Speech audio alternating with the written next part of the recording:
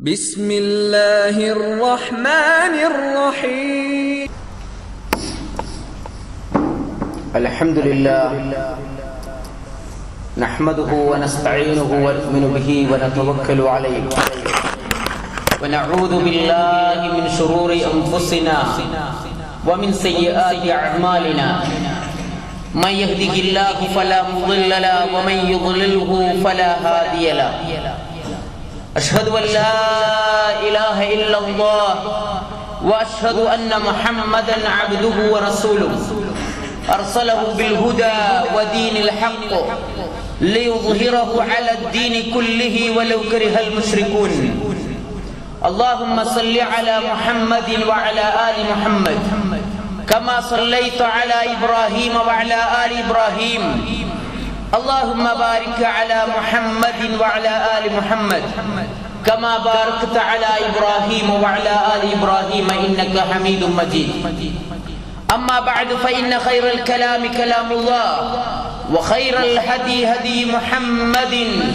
صلى الله عليه وآله وسلم وشر الأمور محدثاتها وكل محدثة بدعة وكل بدعة ضلالة وكل ضلالة في النار أعوذ بالله من الشيطان الرجيم يا أيها الذين آمنوا اتقوا الله حق تقاته ولا تموتن إلا وأنتم مسلمون بسم الله الرحمن الرحيم يا أيها الناس اتقوا ربكم الذي خلقكم من نفس واحدة وخلق منها زوجها وبث منهما رجالا كثيرا ونساء واتقوا الله الذي تساءلون به الأرحام إن الله كان عليكم رقيبا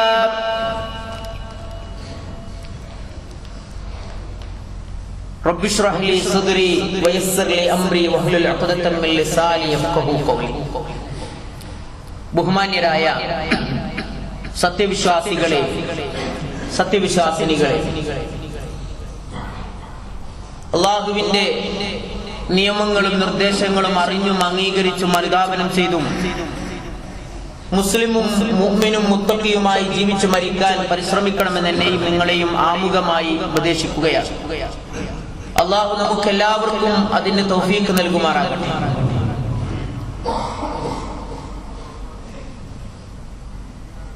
കുടുംബവുമായി വളരെയേറെ സ്പർശന ബന്ധമുള്ള അതിഗൗരവമായ ഇസ്ലാമിന്റെ അധ്യാപനങ്ങളെ കുറിച്ച് അന്വേഷിച്ചു കൊണ്ടിരിക്കുകയായിരുന്നു നമ്മൾ ഏതാനും ആഴ്ചകളായി. ഓരോ മാതാപിതാക്കളും ആശങ്കപ്പെടുന്ന, ആവലാതിപ്പെടുന്ന ഒരുപാട് മേഖലകളിൽ വളരെ ലളിതമായ ചില കൈകാര്യങ്ങൾ നടത്തിയാൽ ഉന്നതമായ സ്വപ്നങ്ങളെ സാക്ഷാത്കരിക്കാൻ കഴിയുന്ന ഒരുപാട് അധ്യാപനങ്ങൾ അല്ലാഹുവും റസൂലുള്ളാഹി സ്വല്ലല്ലാഹു അലൈഹി വസല്ലമയും ഈ ഉമ്മത്തിനെ നമുക്ക് പഠിപ്പിച്ചിട്ടുണ്ട്. പക്ഷേ ഭൂരിപക്ഷം ആളുകളും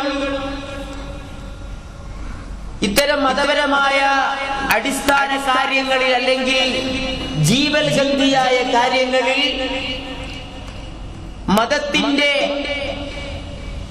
അകത്തളങ്ങളിലേക്ക് ഇറങ്ങി വരാൻ പ്രയാസപ്പെടുന്നു, അല്ലെങ്കിൽ മടി കാണിക്കുന്നു എന്നതാണ്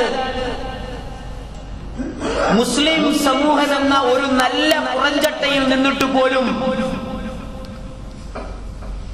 ഗുണകരമായ ഒരു പ്രതീക്ഷ ഇല്ലാത്ത ഒരാശയറ്റ സമൂഹമായി, അതിന്റെ പ്രതിഫലനമായി ലോകത്ത് ഇന്ന് നമ്മൾ അനുഭവിച്ചു കൊണ്ടിരിക്കുന്നത് ഗാർഹിക മേഖലയിലും സാമൂഹ്യ മേഖലയിലും.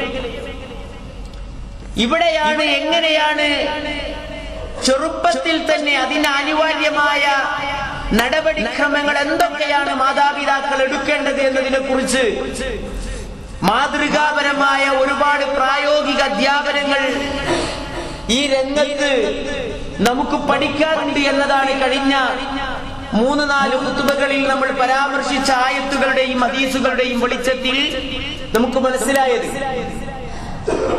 ഏറ്റവും അവസാനമായി നാം ശ്രദ്ധിച്ചിരുന്ന ഒരു മേഖല, പൊതുവെ മാതാപിതാക്കളെ ആശങ്കകുലരാക്കുന്ന, എന്നാൽ പലരും പുറത്തു പറയാത്ത, അന്വേഷിക്കാത്ത ഒരു മേഖലയാണ് കുട്ടികളിലെ ലൈംഗിക വളർച്ചയും അതിന്റെ സംസ്കരണവുമൊക്കെ. ആ മേഖലയിൽ നമുക്കെന്ത് ചെയ്യാനുണ്ട് എന്നതിനെ കുറിച്ച് അല്ലാഹുവും റസൂലും സലഫുസ് സാലിഹീങ്ങളായ ആളുകളും പഠിപ്പിച്ച രീതികളെയാണ് നമ്മൾ കഴിഞ്ഞ ഖുതുബയിൽ പരാമർശിച്ചത്. ലൈംഗിക സംസ്കരണം, ലൈംഗിക വളർച്ചയോടൊപ്പം വളരെയേറെ അത്യാവശ്യമായ ഒന്നാണ് ലൈംഗിക സംസ്കരണം എന്ന് പറയുന്നത്. ആ സംസ്കരണത്തെ ഉണ്ടാക്കിയെടുക്കുവാൻ ചെറുപ്പത്തിൽ തന്നെ നമുക്ക് എന്തൊക്കെ ചെയ്യാൻ കഴിയുമെന്ന് ചില കാര്യങ്ങൾ നമ്മൾ കഴിഞ്ഞ ആഴ്ച പറഞ്ഞു.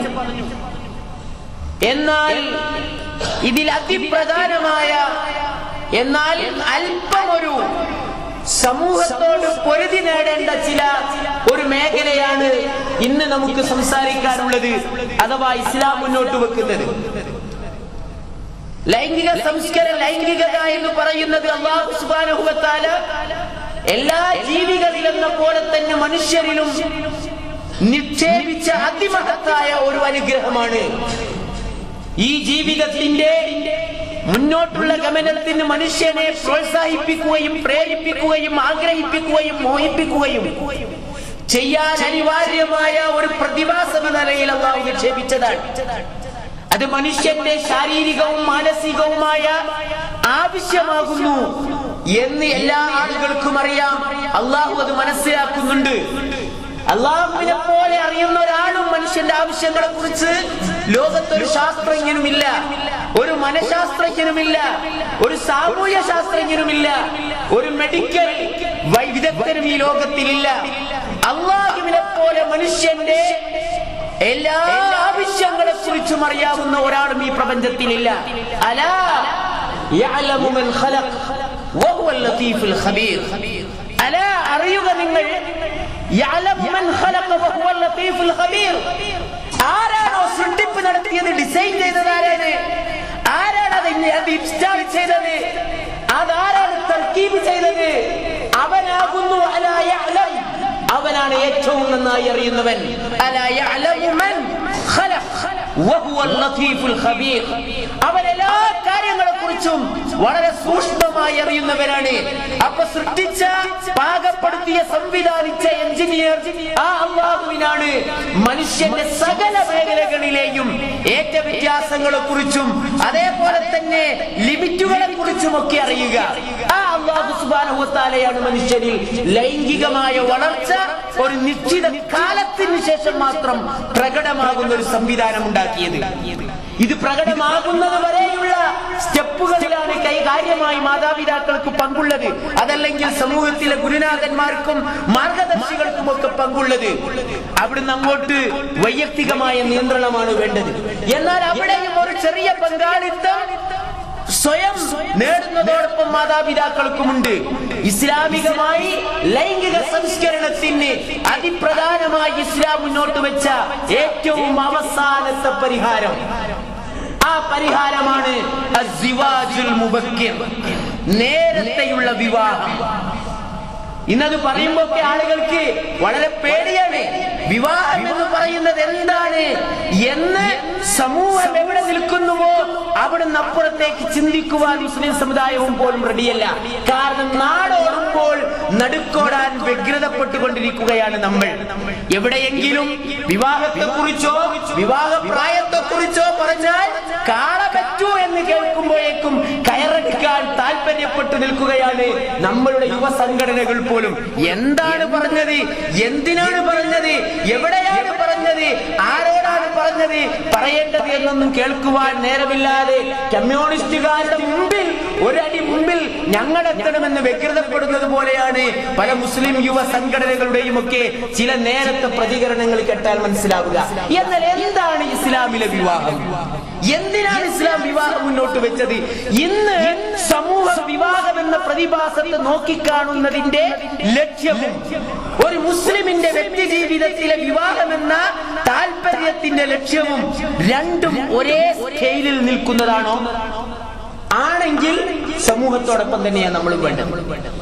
എന്നാൽ ഇസ്ലാമികേതര സമൂഹം ഇന്ന് വിവാഹത്തെ നോക്കിക്കാണുന്നതിന്റെ ഏതർത്ഥത്തിലാണ്, ഏതൊരാവശ്യത്തിന് വേണ്ടിയാണ്, എന്തൊരു കാര്യത്തിന്റെ പ്രധാനമായ പ്രാധാന്യത്തെ മുന്നിൽ കണ്ടുകൊണ്ടാണ് വിവാഹത്തെ നോക്കുന്നത്? അതേ അർത്ഥത്തിലും അതേ ആശയത്തിലും അതേ ലക്ഷ്യത്തിലുമാണ് ഇസ്ലാം വിവാഹത്തെ കാണുന്നതെങ്കിൽ സമൂഹത്തോടൊപ്പം തന്നെയാണ് നമ്മൾ ഉണ്ടാകേണ്ടത്. എന്നാൽ നമുക്കൊക്കെ അറിയാം, ഇന്നത്തെ ആധുനിക ലോകം വിവാഹത്തെ കാണുന്നത് എന്താണ്? കുടുംബ നിർമ്മാണമാണ്. കുട്ടികളൊക്കെ ഉണ്ടായി ഒരു കുടുംബം നയിക്കുക. അതെല്ലാ കാര്യങ്ങളും കഴിഞ്ഞതിന് ശേഷം ഉത്തരവാദിത്വം ഏറ്റെടുക്കാൻ പാകപ്പെട്ടു, ഓട്ടവും തിരക്കും ഒക്കെ കഴിഞ്ഞ് ഇനി ഒരു ഷെൽട്ടർ, ലൈഫിൽ ഒരു ആസ്തി, ഒരു അത്താണിയൊക്കെ ആവണമെന്ന് തോന്നുന്നിടത്ത് നിന്നാണ് അവർ വിവാഹം ആരംഭിക്കുക. എന്താണ് അവരുടെ ആഗ്രഹം? ഒരു കുടുംബം, കുട്ടികൾ ഒക്കെ ആവണം എന്നതാണ്. എന്നാൽ ഇസ്ലാമിനെ സംബന്ധിച്ചിടത്തോളം വിവാഹം അവിടെ നിന്നാണോ ആരംഭിക്കുന്നത്? വിവാഹം അവിടെ നിന്നാണോ ആരംഭിക്കുന്നത്? അല്ല. വിവാഹം ആരംഭിക്കുന്നതിന്റെ പ്രഥമമായ ലക്ഷ്യം നേരത്തെ നമ്മൾ സംസാരിച്ചു തുടങ്ങിയ അള്ളാഹു മനുഷ്യനിൽ നിക്ഷേപിച്ച ഒരു നിശ്ചിത കാലം മുതൽ പ്രകടമായി തുടങ്ങാൻ ആഗ്രഹിക്കുന്ന മനുഷ്യന്റെ ഒരു നൈസർഗികമായ ആവശ്യം, ആ ആവശ്യത്തിന്റെ നൈതികമായ നിയമപരമായ പൂർത്തീകരണത്തിന്റെ മാർഗം, അതാണ് ഇസ്ലാമിലെ വിവാഹത്തിന്റെ ഒന്നാമത്തെ ലക്ഷ്യം. ഒന്നാമത്തെ ലക്ഷ്യതാണ്. എന്താ റസൂലുള്ളാഹി സ്വല്ലല്ലാഹു അലൈഹി വസല്ലം പറഞ്ഞത്? യാ മഅ്ശറ ശബാബ്, യുവാക്കളെ, യാ മഅ്ശറ ശബാബ്, യുവാക്കളെ, മൻ ഇസ്തതഅ മിൻകുമുൽ ബാഅ, തന്റെ എത്തിക്കഴിഞ്ഞാൽ, കാര്യങ്ങൾ ഏറ്റെടുക്കാൻ പാകപ്പെട്ട് കഴിഞ്ഞാൽ നിങ്ങൾ ഫല്യതസവ്വജ്, നിങ്ങൾ വിവാഹം കഴിക്കണം. എന്തിനാ? കുട്ടികളൊക്കെ ഉണ്ടാവട്ടെ? അല്ല. ഫല്യതസവ്വജ്, എന്തിനാണ് നിങ്ങൾ വിവാഹം കഴിക്കുന്നത്? ആ ഹദീസ് പൂർത്തീകരിക്കുന്നു, ഫഇന്നഹു അഗദ്ദു ലിൽ ബസർ വഅഹ്സനു ലിൽ ഫർജ്. മാതാപിതാക്കളെ, ഓരോരുത്തരും കാണാതെ പഠിച്ചു വെക്കേണ്ട ഹദീസാണിത്. യാ മഅ്ശറ ശബാബ് ഫല്യതസവ്വജ് വഇദാ ഫമൻ ഇസ്തതഅ മിൻകുമുൽ ബാഅത ഫല്യതസവ്വജ്. നിങ്ങൾ വിവാഹം കഴിക്കാനുള്ള തന്റെ പ്രാപ്തി എത്തിക്കഴിഞ്ഞാൽ പെട്ടെന്ന് വിവാഹം കഴിക്കണം. കാരണം നിന്റെ കണ്ണിനെ താഴ്ത്താനും നിന്റെ ജനനേന്ദ്രിയത്തെ, ലൈംഗിക അവയവത്തെ പരിശുദ്ധമാക്കി സൂക്ഷിക്കാനും ഏറ്റവും നല്ലതാണ്. അപ്പൊ വിവാഹത്തിന്റെ ലക്ഷ്യം എന്താ? കണ്ണിന്റെയും ലൈംഗികാവയവത്തിന്റെയും നിയമപരമായ ആഗ്രഹ പൂർത്തീകരണവും നിയമലംഘനത്തിനുള്ള പ്രൊട്ടക്ഷനുമാണ്. ഇസ്ലാം തെറ്റ് ചെയ്തിട്ട് ചികിത്സിക്കുകയല്ല, ശിക്ഷിക്കുകയല്ല ചെയ്യുന്നത്. തെറ്റിൽ പെടാതിരിക്കാനുള്ള അവസരങ്ങളെ സൃഷ്ടിച്ചതിന് ശേഷമാണ് ശിക്ഷ പറയുന്നത്. ഇസ്ലാമിലെ ശിക്ഷകൾ അതികഠിനമാണ്. ആളുകൾ നേരെ അങ്ങോട്ട് ചാടുക, ഇസ്ലാമിന്റെ ശിക്ഷയിലേക്കാ ചാടുക. ലോകത്ത് ഇസ്ലാമിന്റെ ശിക്ഷ പോലെ ഒരു ശിക്ഷ ലോകത്തിലില്ല. അതിക്രൂരമാണ്. ഒരു അഭിപ്രായ വ്യത്യാസവും അവിടെ ഇല്ല. പക്ഷേ എവിടെയാണ് ആ ശിക്ഷ വരുന്നത്? മനുഷ്യന് നിയമപരമായി അവന്റെ എല്ലാ ആവശ്യങ്ങളെയും പൂർത്തീകരിക്കാനുള്ള അവസരങ്ങൾ സൃഷ്ടിച്ചതിന് ശേഷം. എന്നിട്ട് അല്ലാഹു പറഞ്ഞു, അതിന് ഏറ്റവും നല്ല ഒരു മാർഗം മനുഷ്യന് നിയന്ത്രിക്കാൻ കഴിയത് അവന്റെ സ്വയം മുഖാവമത്ത്, അവന് സ്വയം പ്രതിരോധിക്കാൻ കഴിയാത്ത ഒന്നാണ് അവന് അല്ലാഹു നിക്ഷേപിച്ച പ്രകൃതിപരമായ ആവശ്യം. ആ ആവശ്യത്തെ നിയമപരമായി നിങ്ങൾ തടഞ്ഞു വെക്കുമ്പോൾ നിയമത്തെ ലംഘിച്ചുകൊണ്ട് അത് പൂർത്തീകരിക്കാൻ മനുഷ്യൻ പൊരുത്തപ്പെടും. നമ്മൾ പറയില്ലേ, ഇവിടെ നാട്ടിലും നമ്മുടെ പ്രവാസി ലോകത്ത് പറയുന്ന മലയാള ഭാഷയായി മാറിയൊരു വേർഡ് മജ്ബൂറാണ്, അല്ലേ? ഈ മജ്ബൂർ എന്ന വേർഡ് എടുത്ത് വന്നതാ. ഞാൻ മജ്ബൂറായിട്ട് ചെയ്തു പോയതാന്ന് പറയും. ആ മജ്ബൂറിന് ഇസ്ലാമിൽ വകുപ്പില്ല. നിന്റെ ദൃഷ്ടികളെ താഴ്ത്താനും നിന്റെ ജനനേന്ദ്രിയങ്ങളെ പരിശുദ്ധമായി സംരക്ഷിക്കാനും ഏറ്റവും നല്ലതാണ്. അപ്പൊ വിവാഹത്തിനെ, അതുകൊണ്ട് തന്നെ വിവാഹത്തെ ഏറ്റവും നേരത്തെ സമയമായി കഴിഞ്ഞാൽ വിവാഹത്തിൽ ഏർപ്പെടുക എന്നതാണ് ഇസ്ലാം മനുഷ്യനോട് പറയുന്നത്. ആ വിവാഹത്തിന്, നേരത്തെയുള്ള വിവാഹത്തിന് മനുഷ്യന്റെ ലൈംഗിക സംസ്കരണത്തിൽ ഒരു വലിയ പങ്കുണ്ട് എന്നതാണ് ഇസ്ലാം കാണുന്നത്. അതുകൊണ്ടാണ് നിങ്ങൾ എത്രയും പെട്ടെന്ന് വിവാഹത്തിൽ ഏർപ്പെടണം. നിങ്ങൾ നോക്കൂ, അത്ഭുതകരമായ റസൂൽ സല്ലല്ലാഹു അലൈഹി വസല്ലമയുടെ ഒരു ഹദീസ് ശ്രദ്ധിച്ചു നോക്കൂ. ഒരാൾ വിവാഹം കഴിച്ചാൽ അവൻ എന്ത് ചെയ്തു എന്നാണ് റസൂൽ പറഞ്ഞത്? ഒരു മതത്തിലും നിങ്ങൾക്ക് ഇങ്ങനെ കാണാൻ കഴിയില്ല. വിവാഹത്തെ ഇത്ര പരിശുദ്ധമായും ഇത്ര മഹത്തമായും ഇത്ര സംസ്കാരത്തിന്റെ ആവിർഭാവ കേന്ദ്രമായും കണ്ട ഒരു പ്രത്യയശാസ്ത്രവും അല്ലാഹുവിന്റെ ഭൂമിയിലില്ല. എന്താ റസൂൽ പറഞ്ഞത്? വിവാഹം കേവലം നിന്റെ ലൈംഗിക സംരക്ഷണമോ, നിന്റെ ആഗ്രഹ പൂർത്തീകരണമോ, നിന്റെ കുടുംബ നിർമ്മാണമോ, ഫാമിലി പ്ലാനിങ്ങോ ഒന്നും മാത്രമല്ല, മറിച്ച് വിവാഹത്തിന് നിന്റെ മതവുമായി അഭേദ്യമായ ബന്ധമുണ്ട്. വിവാഹത്തിന്റെ ചടങ്ങുകൾ നീ ചില മള്ള ചടങ്ങുകൾ നിലനിർത്തണം എന്നതിലല്ല, അല്ല, നിന്റെ മതത്തിന്റെ പകുതിയാണ് നിന്റെ വിവാഹം. വിവാഹം ഒരാൾ കഴിക്കുന്നതോടുകൂടി അവന്റെ മതത്തിന്റെ പകുതി അവൻ സംരക്ഷിച്ചു എന്നാണ് റസൂൽ പറഞ്ഞത്. ബാക്കി നോക്കിയാൽ മതി. കാരണം സ്വന്തം വിചാരിച്ചാലും നിയന്ത്രിക്കാൻ പറ്റാത്തൊരു മേഖലയാണ് അത് അതിന്റെ അർത്ഥം. അതായത് ഒരാൾക്ക് തെക്കുണ്ട്, ഈമാനുണ്ട്, എല്ലാ സൗകര്യങ്ങളും അയാളുടെ മനസ്സിലുണ്ട്. പക്ഷേ അയാൾ നിയമപരമായ അർത്ഥത്തിൽ തന്റെ ശാരീരികമായ പൂർത്തീകരണത്തിന്റെ നിയമപരമായ അവസ്ഥ പൊട്ടിയടക്കപ്പെട്ട ഒരാണും പെണ്ണും അവൻ എത്ര ശ്രമിച്ചാലും ആ സാഹചര്യങ്ങൾക്ക് നടുവിൽ ജീവിക്കുമ്പോൾ അവന് സാധിക്കില്ല. ഞാൻ നിങ്ങൾക്ക് ഉദാഹരണ സഹിതം, അനുഭവങ്ങളുടെ ഉദാഹരണ സഹിതം നിങ്ങളുടെ മുമ്പിൽ പറയാം. നിങ്ങൾ നോക്കൂ, അല്ലാഹുവിന്റെ റസൂൽ പറയുന്നത്, ഒരു മനുഷ്യൻ വിവാഹം കഴിക്കുന്നതിലൂടെ ആണാവട്ടെ പെണ്ണാവട്ടെ അവന്റെ മതത്തിന്റെ പകുതി അവൻ പൂർത്തിയാക്കി എന്നാണ്. മതത്തിന്റെ പകുതി പൂർത്തിയാക്കി. അല്ലാഹുവിന്റെ റസൂൽ പറയുകയാണ്, ആരെങ്കിലും വിവാഹത്തിൽ ഏർപ്പെട്ടാൽ, ഒരു അടിമ വിവാഹം കഴിച്ചാൽ അവൻ അവന്റെ മതത്തിന്റെ പകുതി പൂർത്തിയാക്കി. അടുത്ത ബാക്കിയിൽ അവൻ അല്ലാഹുവിനെ സൂക്ഷിക്കട്ടെ. കേട്ടാ, സാമ്പത്തിക മേഖല, ജോലിസ്ഥലം, കളവ് പറയുന്നത്, അതുപോലെയുള്ള ബാക്കി എല്ലാ മേഖലകളിലും അത് അവൻ വിചാരിച്ചാൽ നടക്കും. പക്ഷേ ഈ മേഖലയിൽ ചിലപ്പോൾ അവൻ വിചാരിച്ചാലും നടക്കില്ല. നമ്മുടെ ക്യാമ്പസുകളെ കുറിച്ച് ആലോചിച്ചു നോക്കി നിങ്ങൾ. ഇന്നത്തെ സാമൂഹ്യ ചുറ്റുപാടിനെ കുറിച്ച് നിങ്ങൾ ആലോചിച്ചു നോക്കി.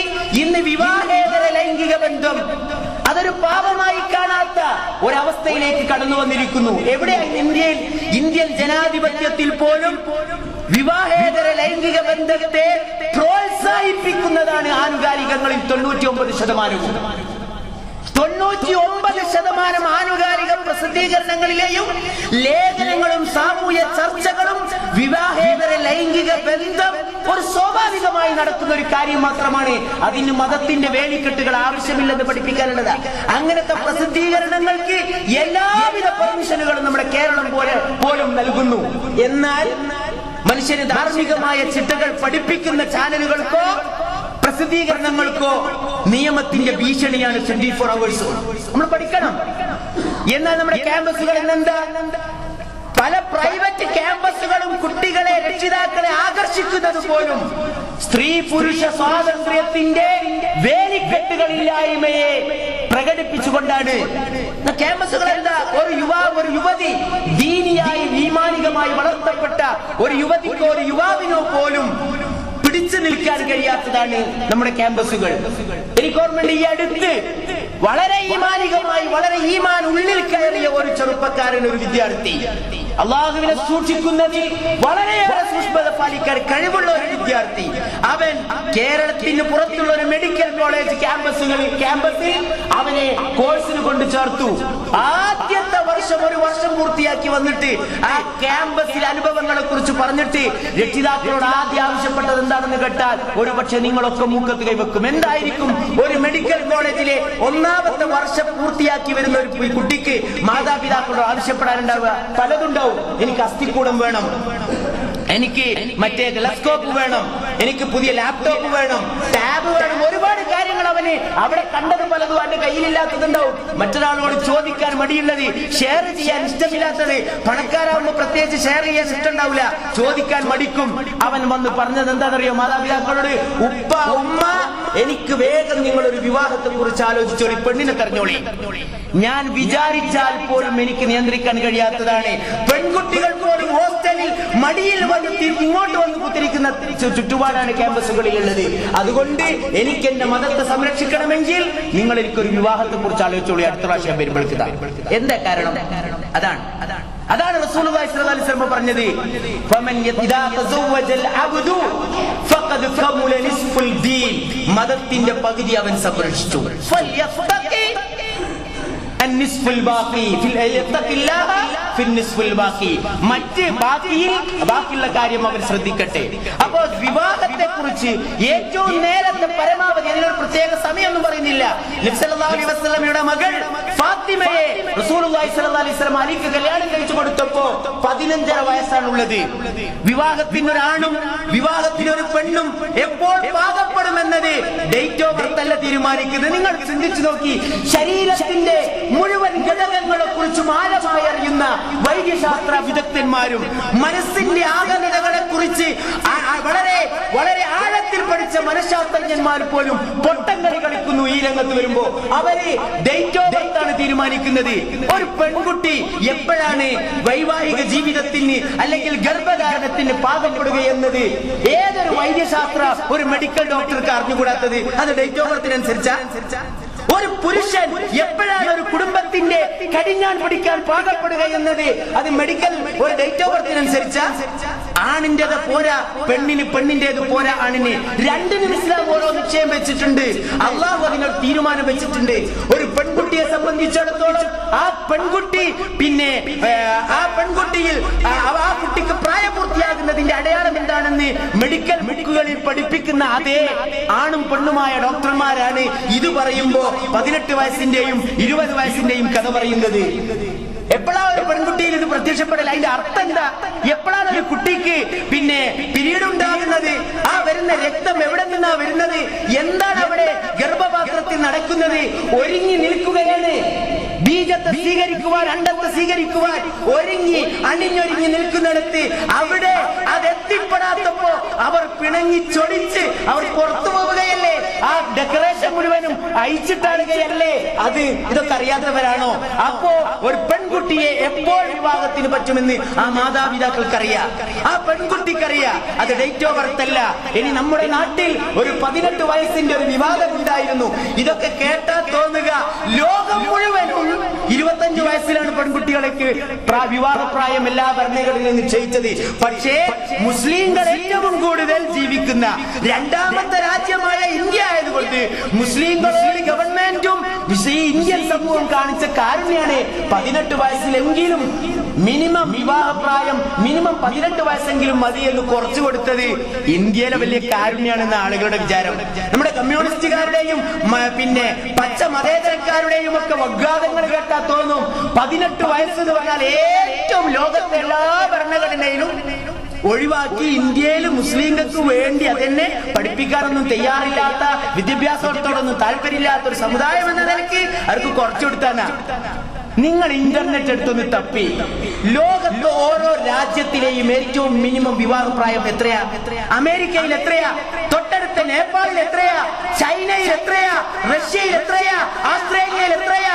ഭൂരിപക്ഷ രാജ്യങ്ങളിലും 16 വയസ്സ് നിങ്ങൾക്ക് കാണാൻ കഴിയും.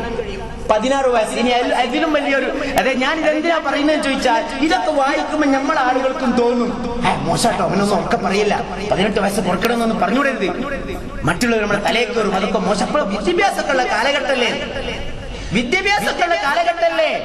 എന്നാൽ അതിനൊന്നും ഇതേ പത്രം വായിക്കുന്ന ആളുകൾ ചില ഭാഗത്തൊക്കെ വായിക്കുമ്പോൾ കാണാതെ പോകുന്നു. ഇന്ത്യൻ പാർലമെന്റിൽ ഈ 18 വയസ്സിന്റെ വിവാദം കേരളത്തിൽ കത്തി നിൽക്കുന്ന നേരത്ത് ഇന്ത്യൻ പാർലമെന്റിൽ ഒരു ചൂടുപിടിച്ച ചർച്ചയുണ്ടായിരുന്നു. ഡൽഹിയെ വിറപ്പിച്ച ഒരു ബലാത്സംഗ കേസിന്റെ പ്രത്യാഘാതം എന്ന നിലയിൽ ഇന്ത്യയിൽ പാർലമെന്റ് ഉണ്ടാക്കാൻ പോകുന്ന ഒരു നിയമത്തെ കുറിച്ച് ചൂടുപിടിച്ച ഒരു ചർച്ച. എന്താ ചർച്ച എന്നറിയോ? എപ്പോഴാണ് ബലാത്സംഗ കുറ്റം ആരോപിക്കാൻ പറ്റുന്ന മിനിമം പ്രായം? ഇന്ത്യയിൽ നിലവിലുള്ള നിയമപ്രകാരം 18 വയസ്സാ. 18 വയസ്സിന് താഴെ ഒരു പെൺകുട്ടിയുടെ ഉഭയസമ്മത പ്രകാരം ലൈംഗിക ബന്ധത്തിൽ ഏർപ്പെട്ടാൽ പോലും അത് ബലാത്സംഗ കേസിലേക്ക് ചേർക്കാം. എന്നാൽ പാർലമെന്റിൽ എന്തിനാ ചർച്ച നടന്നതറിയോ? ഉഭയകക്ഷി സമ്മതപ്രകാരമുള്ള ലൈംഗിക ബന്ധത്തിന്റെ മിനിമം പ്രായം 16 ആക്കണം. വല്ല ബനാത്തുവാലയും സേട്ടു സാഹിബ് ഒന്നുമല്ല പ്രമേയം അവതരിപ്പിച്ചത്, പെണ്ണുങ്ങളാണ് ആ സ്ത്രീകളായ MP-മാരാണ് ആ ചർച്ചയിൽ ഏറ്റവും കൂടുതൽ പങ്കെടുത്തതെന്ന വിരോധാഭാസം നമ്മളിൽ എത്ര പേർക്കറിയാം? അതിന്റെ അർത്ഥം എന്താ? ഇന്ത്യയിൽ ഒരു മുസ്ലിം രക്ഷിതാവെങ്ങാനും 18 വയസ്സ് തികയുന്നതിന്റെ 2 ദിവസം മുമ്പ് തന്റെ മകളെ ഒരു നല്ല ചെറുപ്പക്കാരന് കൈപിടിച്ചേൽപ്പിച്ചു കൊടുത്താൽ അവന്റെ പേർ തൊട്ടടുത്ത പോലീസ് സ്റ്റേഷനിൽ SI വാറന്റുമായി വരും. എന്നാൽ തൊട്ടടുത്ത തലേന്ന് രാത്രി തൊട്ടടുത്ത വീട്ടിൽ നിന്ന് 16 വയസ്സായ ഒരു പെൺകുട്ടിയെയും ഒരു ചെറുപ്പക്കാരനെയും വ്യഭിചാര കേസിൽ പിടിച്ചാൽ ആ കുട്ടി പറയാ, ഞങ്ങൾ രണ്ടാൾ ഉഭയകക്ഷി സമ്മതപ്രകാരമാണ് കിടന്നത് എന്ന് പറഞ്ഞാൽ ആ SI മുന്തിരി ജ്യൂസും കുടിച്ച് മടങ്ങിപ്പോകണം. ഇതാ ഇന്ത്യൻ ഭരണഘടനയിൽ ചർച്ച നടത്തിയിരുന്നത്. അപ്പൊ ഇവിടെ എന്തായി കാണുന്നത്? അപ്പൊ അതിലൊന്നും ഞെട്ടേണ്ടവരല്ല ഒരു മുസ്ലിങ്ങൾ. പിന്നെ അത്തരം ഒരു രാജ്യത്ത് ഒരു ചർച്ചയുണ്ടായി, ഒരു നിയമം വന്നു. ഇസ്ലാമിനോ മുസ്ലിങ്ങൾക്കോ ദോഷമില്ലാത്തതാണെങ്കിൽ അത് അനുസരിക്കുന്നതിനെ സംബന്ധിച്ചിടത്തോളം തെറ്റില്ല. പക്ഷേ ഒരു മുസ്ലിം മനസ്സിലാക്കേണ്ടത്, നേരത്തെ എന്റെ മകളുടെയും എന്റെ മകന്റെയും ലൈംഗികമായ ശുദ്ധിക്കും വിശുദ്ധീകരണത്തിനും നിയമപരമായ പൂർത്തീകരണത്തിനും ഇസ്ലാം നിശ്ചയിച്ച ഏറ്റവും പരിശുദ്ധമായ മാർഗം വിവാഹമാണ്. അതിന് അവസരം വന്നാൽ മറ്റ് കാര്യങ്ങൾ പറഞ്ഞ് ജോലി, അതേപോലെ തന്നെ അതല്ലെങ്കിൽ പഠനം പൂർത്തിയാവൽ, അതല്ലെങ്കിൽ പിന്നെ സ്ഥലത്തെത്തിപ്പെടൽ, ഇങ്ങനെയൊക്കെ കാര്യങ്ങൾ പറഞ്ഞ് നമ്മൾ കാത്തിരിക്കരുത്. അങ്ങനെ കാത്തിരിക്കുന്നതിന്റെ പ്രത്യാഘാതങ്ങൾ പല ഭാഗത്തു നിന്നും കേട്ടുകൊണ്ടിരിക്കുന്നവരാണ് നമ്മൾ. അല്ലാഹു സുബ്ഹാനഹു വ തആല അത്തരം ദുരന്ത വാർത്തകളിൽ നിന്ന് നമ്മെയും നമ്മുടെ മക്കളെയും കാത്തുരക്ഷിക്കുമാറാകട്ടെ.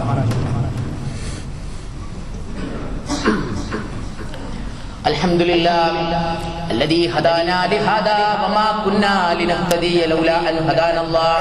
الصلاة والسلام على أشرف المرسلين وعلى آله وصحبه أجمعين. أما بعد رب اشرح لي صدري ويسر لي أمري واحلل عقدة من لساني يفقهوا قولي. أعوذ بالله من الشيطان الرجيم. يا أيها الذين آمنوا اتقوا الله يا أيها الذين آمنوا اتقوا الله حق تقاته ولا تموتن إلا وأنتم مسلمون. رب اشرح لي صدري ويسر لي أمري واحلل عقدة من لساني يفقهوا قولي. ബഹുമാന്യരായ സഹോദരി സഹോദരന്മാരെ, അല്ലാഹുവിന്റെ വിധിവിലക്കുകൾ അറിഞ്ഞും അംഗീകരിച്ചും അനുധാവനം ചെയ്തും യഥാർത്ഥ മുഅ്മിനും മുത്തഖിയുമായി ജീവിച്ച് മരിക്കാൻ പരിശ്രമിക്കണമെന്നേയും നിങ്ങളെയും ആമുഖമായി ഒരിക്കൽ കൂടി ഉപദേശിക്കുകയാണ്. അല്ലാഹു നമുക്കതിന് തൗഫീഖ് നൽകുമാറാകട്ടെ. സഹോദരന്മാരെ, അസ്വാജുൽ മുബക്കിർ, നേരത്തെ പരമാവധി, ഞാനതിനൊരു ഡേറ്റ് ഓഫ് ബർത്തോ ഒരു പ്രായമോ ഒന്നും ഞാൻ പറയുന്നില്ല. അതൊക്കെ ഓരോരുത്തരെ അവലംബിച്ചുകൊണ്ടാണ് അതിന്റെ കാര്യം അവർ തീരുമാനിക്കേണ്ടത്. പക്ഷെ നേരത്തെ, പരമാവധി നേരത്തെ തന്നെ സമയമായാൽ വിവാഹത്തിൽ ഏർപ്പെടുക എന്നതിന് ഒരുപാട് ഗുണങ്ങൾ പണ്ഡിതന്മാർ എണ്ണിയതായി നമുക്ക് കാണാൻ കഴിയും. നിങ്ങൾ ഇസ്ലാമികമായ ഒരുപാട് അധ്യാപനങ്ങൾ വിവാഹവുമായി ബന്ധപ്പെട്ട് വന്നിടത്തിൽ സിവാജുൽ മുബക്കിർ, ഇത് ഞാൻ നിങ്ങളുടെ മുമ്പിൽ ഉയർത്തിപ്പിടിക്കുന്ന ഈ പേപ്പർ തന്നെ 2013 ഫെബ്രുവരി മാസത്തിൽ കുവൈത്തിലെ മുഴുവൻ പള്ളികളിലും ഖുതുബക്ക് തെരഞ്ഞെടുത്തൊരു വിഷയം കൂടിയാണ്. അപ്പോ നമ്മുടെ വിഷയവുമായി ബന്ധപ്പെട്ടത് എന്ന നിലയ്ക്ക് ഞാൻ അതിനെക്കുറിച്ച് സെർച്ച് ചെയ്ത ഒരു നോട്ടാണ്. അപ്പൊ ഞാൻ പറഞ്ഞത്, എല്ലാ മുസ്ലിം ലോകത്തും പണ്ഡിതന്മാരും സമൂഹത്തെ പഠിപ്പിക്കേണ്ടതും പഠിപ്പിക്കുന്നതുമാണ്. രക്ഷിതാക്കൾ ഉണർന്നു നിൽക്കേണ്ട, അല്ലെങ്കിൽ ബോധ്യപ്പെട്ട് നിൽക്കേണ്ട ഒരു വിഷയവുമാണിത്. ഇതിനൊരുപാട് ഫലങ്ങളെ കുറിച്ച് അവർ വിശദീകരിക്കുന്നുണ്ട്. അതിൽപ്പെട്ട ഒന്നാണ് നമ്മളുടെ പാതിവൃത്യം കാത്തു സൂക്ഷിക്കുവാൻ കഴിയുക എന്നത്. നേരത്തെ നമ്മൾ പറഞ്ഞതുപോലെ, കാരണം പാതിവൃത്യം കാത്തു സൂക്ഷിക്കുക എന്നത് നിസ്സാര കാര്യമല്ല. റസൂലുള്ളാഹി സ്വല്ലല്ലാഹു അലൈഹി വസല്ലം പറഞ്ഞു. എന്താണ് റസൂൽ പറഞ്ഞത്? മൻ യദ്മനു ലി മാ ബൈന ലഹിയൈഹി വമാ ബൈന റിജ്ലൈഹി അദ്മനു ലഹുൽ ജന്ന. ആരെങ്കിലും അവന്റെ 2 താടിയെല്ലുകൾക്കിടയിലുള്ളതിന്റെയും അവന്റെ 2 കാലുകൾക്കിടയിലുള്ളതിന്റെയും എല്ലില്ലാത്ത 2 അവയവങ്ങൾ എന്ന് സാങ്കേതികമായി പറയാറുള്ള ആ 2 അവയവത്തിന്റെ വിഷയത്തിൽ എനിക്ക് ജാമ്യം നിൽക്കുകയാണെങ്കിൽ, അഥവാ അത് ഞാൻ തെറ്റായി ഉപയോഗിക്കുകയില്ലെന്ന് ജാമ്യം നിൽക്കുകയാണെങ്കിൽ, നാവും ലൈംഗികാവയവും ഞാൻ അവന്, അല്ലാഹുവിന്റെ റസൂൽ പറയണേ, ഞാൻ അവന് എന്തിന് ജാമ്യം നിൽക്കും? അവൻ ഞാൻ സ്വർഗം ഉണ്ട് എന്ന വിഷയത്തിൽ ഞാൻ ജാമ്യം നിൽക്കും. അപ്പൊ ഒരു മനുഷ്യന്റെ സ്വർഗവുമായി ബന്ധപ്പെട്ട ഒരു കാര്യമാണത്. അതേപോലെ തന്നെ മനുഷ്യന്റെ ഒരുപാട് അസ്വസ്ഥതകളെ, പിന്നെ പെട്ടെന്ന് ദേഷ്യം പിടിക്കൽ, അതേപോലെ തന്നെ വൈകാരികമായ എടുത്തുചാട്ടം, മാനസികമായ അസ്വസ്ഥത, ജോലി ചെയ്യുന്നതിലും മറ്റു കാര്യങ്ങളിലുമുള്ള മൂഡ് ഓഫ്, ഇതിന്റെ ഒക്കെ പരിഹാരങ്ങളിൽ ഒന്ന് അവന്റെ വിവാഹമില്ല, അല്ലെങ്കിൽ അത് പൂർത്തിയാവാത്തത് കൊണ്ടാണ്. കാരണം ഇസ്ലാം വിവാഹത്തെ കുറിച്ച് പറഞ്ഞത് എന്താണ്? അത് സക്കീനത്ത്, അത് സുകൂനുൽ ഖൽബ്, നിന്റെ ഹൃദയത്തിന്റെ സമാധാനം എന്നാണ്. ലിയസ്കുനു ഇലൈഹാ, അവൻ അവളിലേക്ക് സമാധാനമടയാൻ. അപ്പോൾ സമാധാനത്തിന്റെ കേന്ദ്രം കൊണ്ട് ശരീരം മാത്രമല്ല മനസ്സുമായി ബന്ധപ്പെട്ടതാണത്. അതേപോലെ തന്നെ മസൂലിയത്ത്, മനുഷ്യൻ ഉത്തരവാദിത്തത്തെ ബോധ്യപ്പെടുക. അതായത് ഒരു കുടുംബം ഉണ്ടാവുമ്പോ അറിയ കുട്ടികൾ നേരത്തെ വീട്ടിലെത്തും. നിങ്ങൾ കണ്ടില്ലേ, പലപ്പോഴും നേരത്തെ വീട്ടിലെത്താത്ത ചെറുപ്പക്കാരെ കുറിച്ച് മാതാപിതാക്കൾ പരാതി പറയുമ്പോൾ മുതിർന്നവരെന്താ പറയാ? നിങ്ങൾ അവരെ കൊണ്ടൊരു പെണ്ണം കെട്ടിച്ചാളി, ഇപ്പൊ കറക്റ്റ് ടൈമിൽ വരും. അറിയില്ലേ, പെണ്ണ് കെട്ടിയ മറ്റേ ആളുകൾ പറയും ഫുട്ബോൾ കാണാൻ പോലും ഉള്ള ഒരു സാധ്യതല്ല, ഇത് വീട്ടിന്റെ ഉള്ളിൽ ഇങ്ങനെ റിമോട്ട് അവളിങ്ങനെ വിളിക്കും, മഗ്‌രിബ് ആവുമ്പോഴേക്കും മിസ്സടിക്കും എന്നിങ്ങനെ പറയും. എന്താ എത്തും, കണക്കിന് വീട്ടിലെത്തും. രാവിലെ ജോലിക്ക് പോകാൻ താല്പര്യമില്ല പല ചെറുപ്പക്കാർക്ക് നാട്ടില്. വീടുണ്ടാക്കുന്നവരാ പ്രവാസികൾ ഏറ്റവും കൂടുതൽ വീടുണ്ടാക്കും അനുഭവിക്കുന്ന പ്രയാസം എന്താ? ഒരു പണിക്കാരൻ 5 ദിവസം കൊണ്ട് തീർക്കേണ്ട ജോലി 50 ദിവസം കൊണ്ട് തീർക്കും. എന്താ കാര്യം? പണിന്റെ തിരക്കൊണ്ടല്ല. ഇന്ന് നിങ്ങൾ കൊടുക്കുന്ന 800 റുപ്യ വൈകുന്നേരം 800 തീരൂല. രാവിലെ എണീക്കുമ്പോൾ 500 കീസയിൽ ബാക്കി ഉണ്ടെങ്കിൽ വിചാരിക്കും ഇന്ന് പ്രയാസമൊന്നുമില്ല, തുമ്പട്ടിമേലുണ്ടാവും. പലപ്പോഴും നമ്മുടെ പല ആളുകളും വണ്ടി എടുത്ത് പോയിട്ട് റോഡിൽ നിന്ന് വിളിച്ചുള്ളൂ പണിക്കാരൻ. എന്താ ഒരാൾ കുത്തിരിക്കുന്നുണ്ടാവും, പണി ഉണ്ടായിട്ടില്ല. എന്താ അറിയാം, തിടുക്കല്ല. കുടുംബം ഉണ്ടെങ്കിലോ മസൂലിയത്തുണ്ടാവും. അതേപോലെ തന്നെ സിവാജുൽ മുബക്കിറിൽ പെട്ടതാണ് ഈ ഉമ്മത്തിന്റെ വളർച്ച. വളരെ പ്രധാനപ്പെട്ട ഒരു കാര്യമാണ്. പിന്നെ പോപ്പുലേഷൻ വർദ്ധൻ, ജനസംഖ്യ വർദ്ധനം, അത് പ്രധാനമാണ്. അത് ജനങ്ങളെ പേടിപ്പിക്കുന്ന ഒരു സാധ്യത. അത് ഞാൻ പറയാൻ തുടങ്ങിയ സമയം നിയന്ത്രിക്കാൻ പറ്റുന്നത് വേറൊരു വിഷയമാണ്. പോപ്പുലേഷൻ അത് റസൂലുള്ളാഹി സ്വല്ലല്ലാഹു അലൈഹി വസല്ലം മുസ്ലിം സമുദായത്തോട് ആവശ്യപ്പെട്ടതാണ്. റസൂൽ പറഞ്ഞു തസവ്വജു അൽ വദൂദൽ വലൂദ, സ്നേഹം കൂടുതലുള്ളതും കൂടുതൽ പ്രസവിക്കുന്നവരുമായ പെണ്ണുങ്ങളെ നിങ്ങൾ കല്യാണം കഴിക്കണം. എന്റെ സമുദായത്തെ കൊണ്ട് യൗമുൽ ഖിയാമത്തിൽ അല്ലാഹുവിന്റെ അടുക്കൽ ഞാൻ പെരുമ നടിക്കും എന്ന് റസൂൽ സല്ലല്ലാഹു അലൈഹി വസല്ലം പറഞ്ഞു. അതേപോലെ തന്നെ പെട്ടെന്ന് ഞാൻ പറഞ്ഞു പോവുകയാണ്, മാതാപിതാക്കളും കുട്ടികളും തമ്മിലുള്ള പ്രായ വ്യത്യാസം വളരെ അടുത്ത് കിട്ടും. നേരത്തെ വിവാഹമുണ്ടായാൽ മറ്റേത് വളരെ 50 വയസ്സും 2 വയസ്സുള്ള കുട്ടികളും. ഈ 2 വയസ്സും 50 വയസ്സും തമ്മിലുള്ള ഡിസ്റ്റൻസിലെ പല പ്രശ്നങ്ങളും മനസ്സിലാക്കുന്നതിനും പരിഹരിക്കുന്നതിൽ 2 കൂട്ടർക്കും വിട്ടുവീഴ്ച ചെയ്യാൻ കഴിയില്ല, മറിച്ച് അതുണ്ടാകും.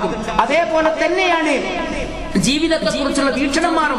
എന്തിനാ സമയം പാഴാക്കുന്നത്? അവിടെയും ഇവിടെയും തിരിഞ്ഞും മറിഞ്ഞും തെക്കുവടക്ക് നടന്ന് ആയുസ് തീർക്കുന്നതിന്റെ മുമ്പ് ജീവിതത്തിൽ അള്ളാഹു അനുവദിച്ച ഹലാലായി അനുവദിച്ച സുഖങ്ങൾ അനുഭവിക്കാനുള്ള മാർഗമാണത്.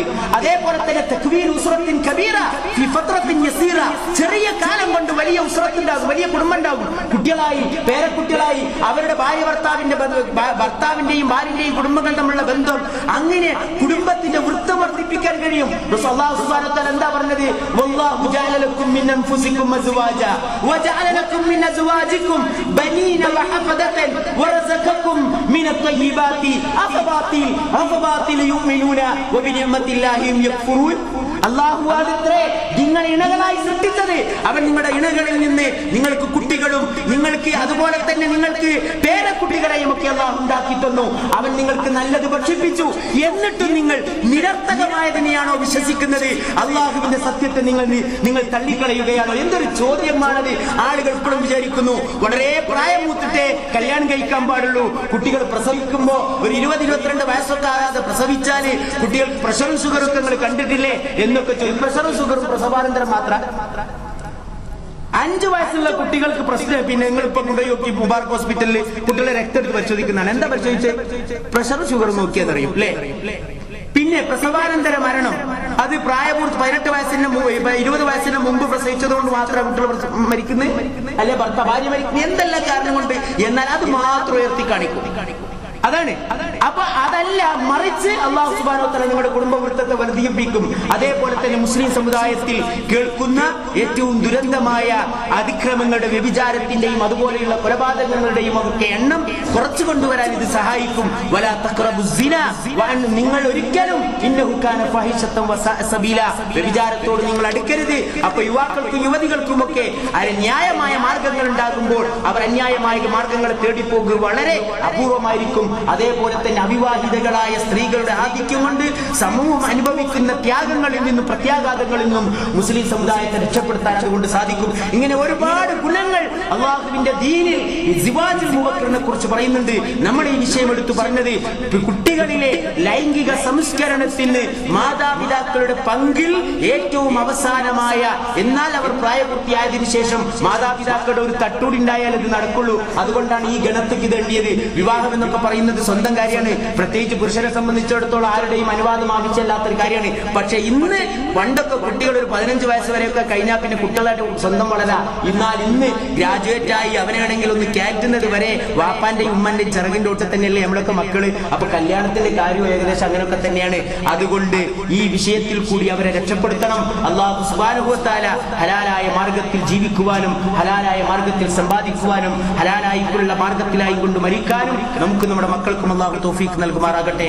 അല്ലാഹുമ്മ ഗ്ഫിർ ലിൽ മുഅ്മിനീന വൽ മുഅ്മിനാത്ത് വൽ മുസ്ലിമീന വൽ മുസ്ലിമാത്ത് വൽ അഹ്യാഇ മിൻഹും വൽ അംവാത്ത് ഇന്നക മുജീബുദ് ദഅവാതി യാ ഖാദിയൽ ഹാജാത്ത്. اللهم اعز الاسلام والمسلمين واذل الشرك والمشركين. ربنا ظلمنا انفسنا وان لم تغفر لنا وترحمنا لنكونن من الخاسرين. ربنا تقبل منا انك انت السميع العليم وتب علينا انك انت التواب الرحيم. ربنا اصرف عنا عذاب جهنم ان عذابها كان غراما انها ساءت مستقرا ومقاما.